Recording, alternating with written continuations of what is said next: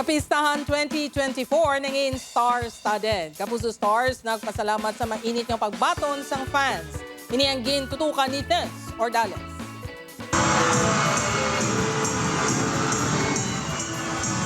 Kanya-kanya nga cheers at iyaw sa mga supporters ng 24 candidates sang hangaway kaglinay sa Capiz Gymnasium.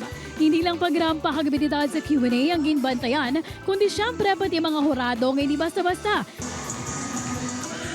Na-amaze gid si Bia Gomez sa performances ang tanan nga nagpasakop. Ang gaganda nila at ang gugwapo nila lahat. And doon ako na-impress lalong-lalo na sa promotion nila ng kanilang heritage, ng culture nila. Ginkurinahan sa ni Aliyah Shrishti Sharma kag Joshua Baltero bilang hangaway kaglinay sa Capiz 2024. Ang provincial capital napuno sang fans nga nagulat sa pagbisita sang Widows War Stars Bea Alonzo, Jerry Gonzalez, Rafael Rosel kag Jean Garcia.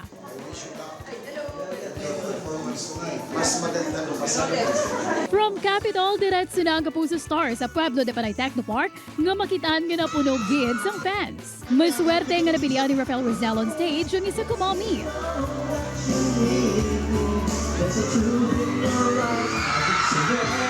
Si Jerry Gonzalez, game na game sa bonding sa audience. Ang audience na pa-sing-along sa maging sino ka man performance ni Jean Garcia.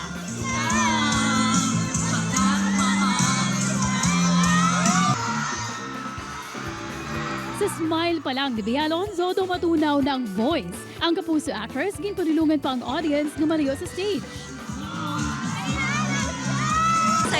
Masaya akong nakita lahat ng mga taga-Capiz. Natutuwa ako, sobrang warm ng welcome nila kanina.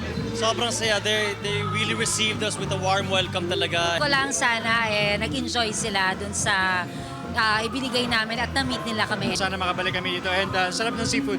Happy Kapistahan! Upod kay Marvin Lauderes, Tess Ordales, One Western Visayas.